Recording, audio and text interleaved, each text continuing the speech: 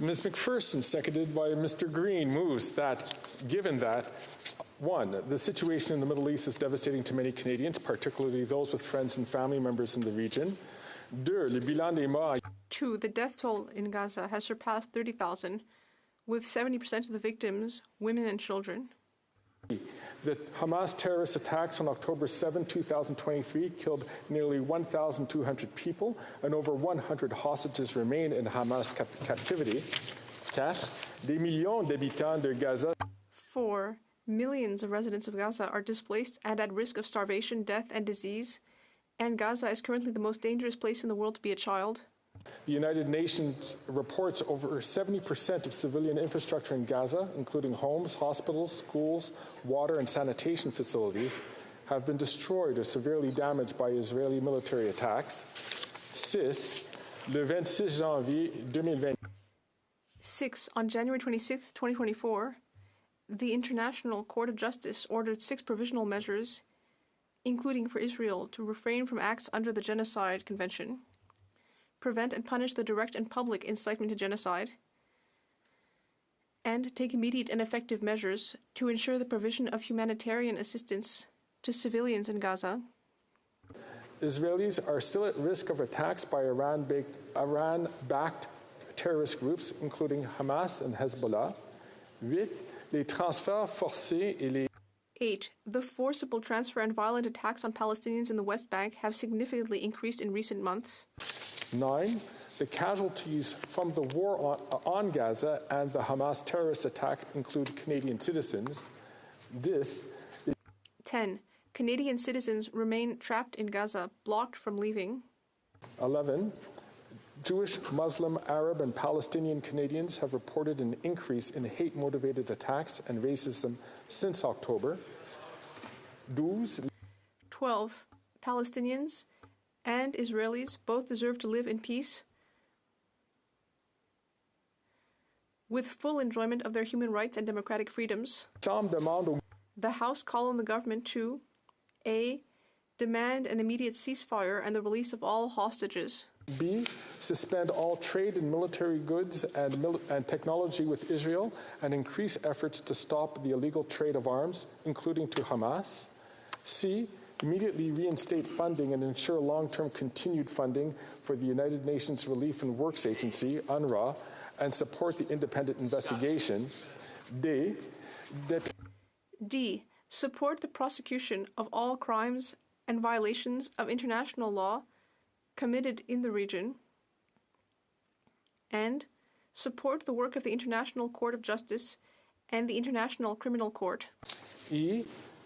Demand unimpeded humanitarian access to Gaza. F. Ensure Canadians trapped in Gaza can reach safety in Canada and lift the arbitrary cap of 1,000 temporary resident visa applications. G. D'interdire. G. Ban extremist settlers from Canada, impose sanctions on Israeli officials who incite genocide, and maintain sanctions on Hamas leaders.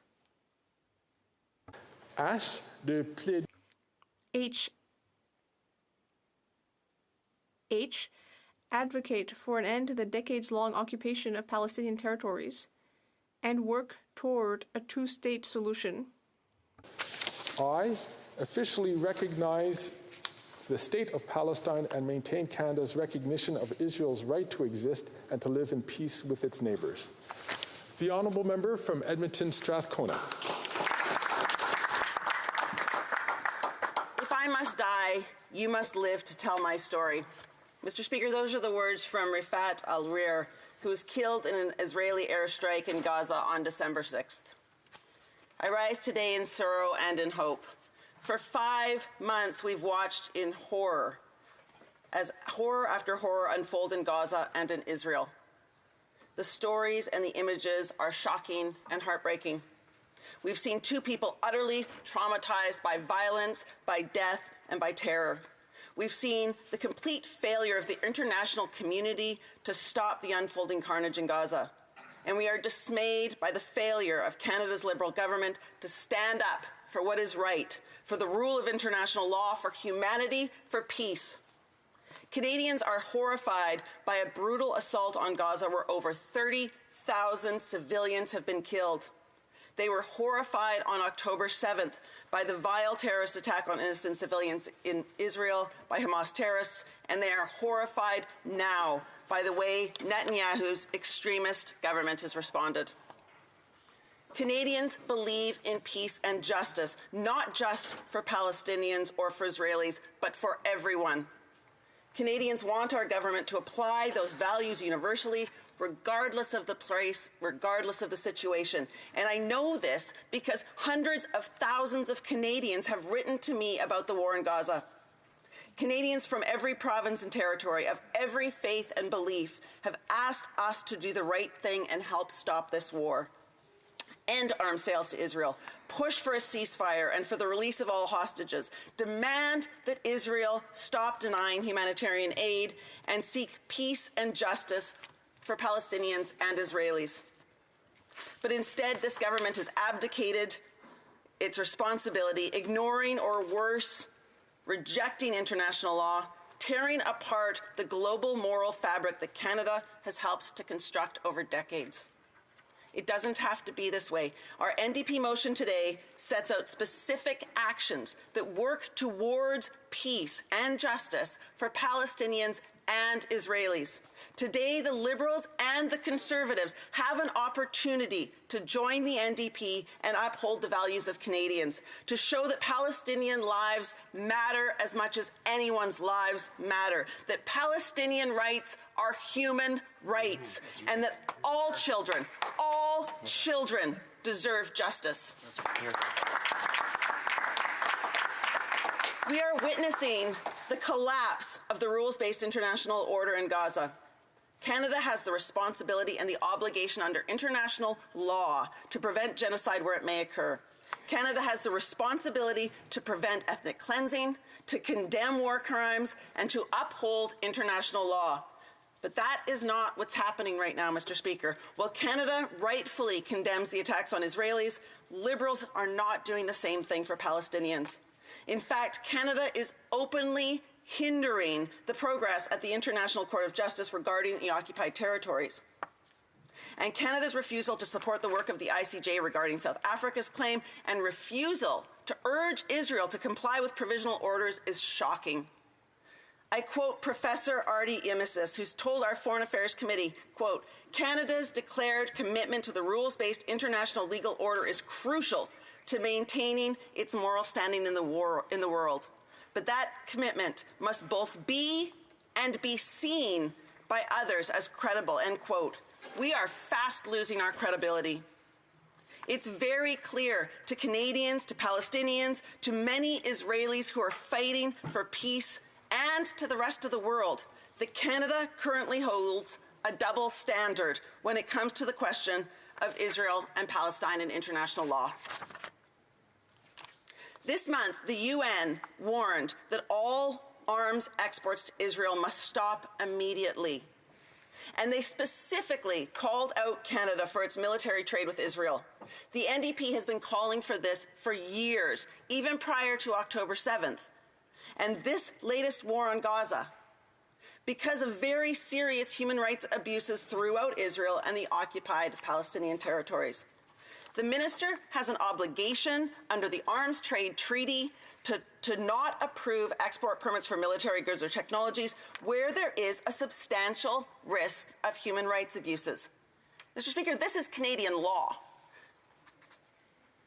Over the past decade, the NDP is the only party that has called to reform Canada's arms export system, and yet the Liberals do nothing.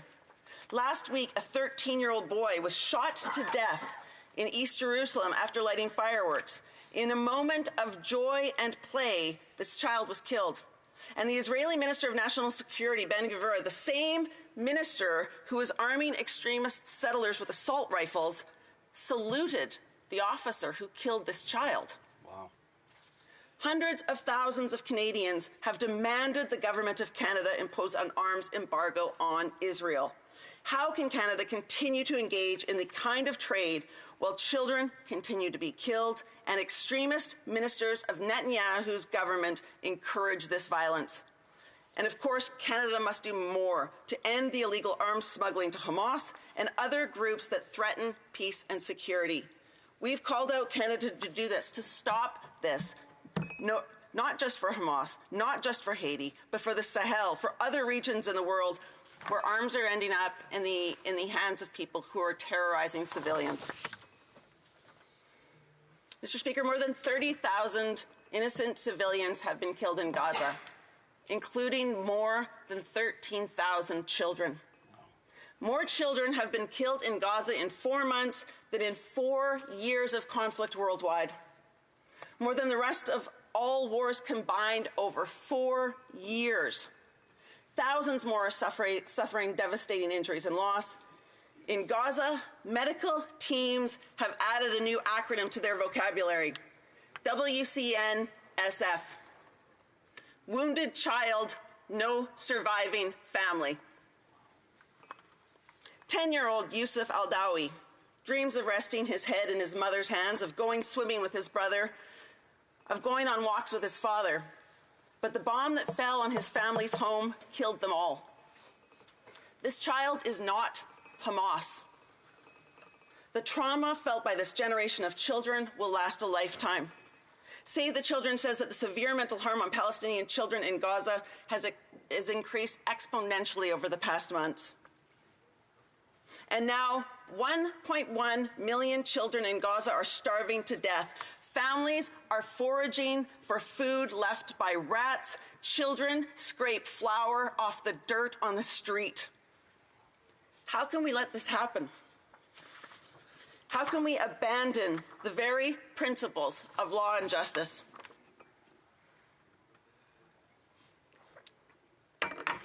This is the mass starvation of an entire people. And instead of pushing Israel to let the humanitarian trucks in, trucks blocked at the border by Israel and the extremist settlers, we are participating in aid drops. Aid drops, the most ineffective, inefficient way to deliver aid. Drops that have already killed people on the ground. That can't possibly alleviate the level of starvation that we're seeing in Gaza. These children that are starving are not Hamas. The choice to refuse aid to these children is political. The forced starvation of children is political. And it is against international law. Médecins Sans Frontières told the UN Security Council in February that Israeli forces have attacked our convoys, detained our staff, bulldozed our vehicles, and hospitals have been bombed and raided. At least 165 UNRWA staff have been killed in Gaza since October. That is the largest number of UN staff in history. These are aid workers that have been killed. Allegations that Israeli soldiers tortured Palestinian medical staff from Nasser Hospital. You know, the United Kingdom has asked for an investigation, but where is Canada? As we speak, 1.5 million people are trapped in Rafah, and Israel's defense minister has said that a ground invasion could happen any day. A ground invasion against the most vulnerable people in the world. People starving to death, people with nowhere else to go. Last week I met with two Canadian heroes, Dr. Alvi and Dr. G. These two physicians went to Gaza last month to offer primary care. And what they bore witness to is absolutely horrifying. Patients living in appalling conditions, a lack of medicine and anesthesia, pregnant women who have no prenatal or postnatal care, mothers so malnourished they can't produce breast milk, mothers hemorrhaging because of treatable iron deficiency, children with gunshot wounds to the head and neck, children so severely malnourished that they are skin and bones, babies unable to survive, dying before they even have a chance of life, and thousands of bodies under the rubble that haven't even been counted yet. Gaza is facing an overwhelming crisis of malnutrition, lack of water and shelter, all while the bombs continue to fall. I need to take a moment to address some of the concerns that I've heard over the part of the NDP motion that calls on Canada to recognize a Palestinian state. In 2006, Rashid Khalidi wrote, This is 18 years ago. The aspirations of Palestinians to live as a sovereign people in their own land are likely to be further denied, for a time at least and perhaps lastingly. It will certainly not improve if there is a continued refusal to look honestly at what has happened in this small land, and especially at how repeatedly forcing the Palestinians into an impossible corner, into an iron cage, has brought and ultimately can bring no lasting good for anyone. He wrote that 18 years ago, and today we are further away from a two-state solution, and we are in the most dangerous and difficult moment for Palestine and Israel. Netanyahu said he will not allow the recognition of a Palestinian state, and his government continues to support the construction of illegal settlements, eating away at Palestinian land. In January, I traveled to the West Bank, to East Jerusalem, to Jordan, to meet with Palestinian families, to meet with progressive Israeli groups and humanitarians, to understand what they were feeling during this terrible crisis. And I have worked in many difficult contexts in my career. This was the most devastating I have ever seen. Now is the time to recognize Palestine. The United States, the United Kingdom have both signaled that they are looking at ways to formally recognize the state of Palestine. Last week, the Prime Minister of Spain said he would ask the Spanish Parliament to recognize a Palestinian state. And already, 139 United Nations member states recognize Palestine. It's beyond time for Canada to join with like-minded states and to move this forward. This month, the Canadian Jewish organization JSpace released an important policy brief by Mital Kalowski and former ambassador to Israel, John Allen. And I want to quote this here. "We call on the Canadian government to unilaterally recognize the state of Palestine, despite no such recognition from Israel. By doing so, and in lockstep with our allies, we believe that such a move can help accelerate a much-needed diplomatic process to revive two-state negotiations." Our NDP motion does not mean Canada would be recognizing Hamas. Hamas is a terrorist organization, and it is not the government of Gaza. In fact, far from it. We are simply asking Canadians to do what other states have done. Recognize that a two-state solution requires the recognition of two states, and accelerate the diplomatic process, and stop using the denial of Palestinian statehood as an excuse to not support proceeding at the International Criminal Court. Mr. Speaker, over 100 hostages remain in Hamas captivity. This is devastating for their families, whose profound grief I cannot possibly understand. Since October 7th, we have been united in our demand for the return of the hostages. And Hamas must be prosecuted for attacks, crimes, and kidnappings. That's why the NDP supports bringing the perpetrators to justice at the International Criminal Court, as called for by the Raoul Wallenberg Center for Human Rights. But to do that, Canada needs to support and recognize the court's jurisdiction. Every day, the family of the hostages protest in Tel Aviv, calling for a ceasefire and for prisoner exchange. Every day, the families of the hostages call on the Netanyahu government to stop abandoning their loved ones. And they are met by extremists like Minister Somrich, who tells them that their loved ones being held by Hamas are not a priority. Not a priority. They are hit with water cannons while protesting in the streets. Can you imagine the pain and the grief that they feel as they are abandoned by their own government? Instead, witnessing this horrific war against people who are not responsible for what Hamas has done. And I know that these past months have been incredibly painful for Canadians, for Jewish Canadians, and for Jews around the world. The pain and the trauma felt by many in the Jewish community is very real. Canadians fear and decry rising incidents of hate in our communities. We need the federal government to do more to fight anti-Semitism and to fight anti-Palestinian racism and Islamophobia. Mr. Speaker, how do we find hope against despair? How do we build security while acknowledging the trauma of so many people? We must look to the helpers.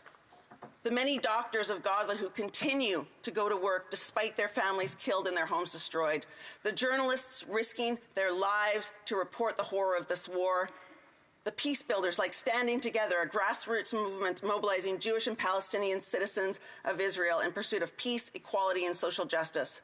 They have a simple message. There is another way.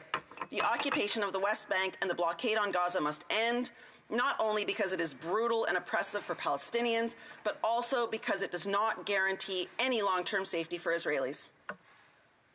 Yotam Kignes, whose parents were murdered by Hamas on October 7th, spends his days trying to get aid into Gaza to alleviate the suffering.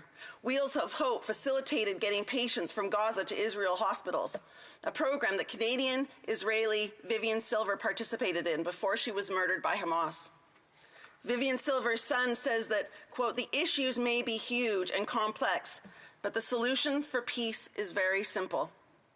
It is through the work of peace-building organizations, human rights advocates, humanitarian workers, and grassroots collectives that embrace compassion and empathy for one another that we will find that hope. It is through the work of hundreds of thousands of Canadians who are calling for a ceasefire, the release of the hostages, an arms embargo, and humanitarian assistance.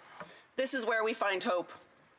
We must rise in this moment to strive for humanity, to hold space for each other's pain and trauma. We must understand that we are not separate, that we are all part of one another.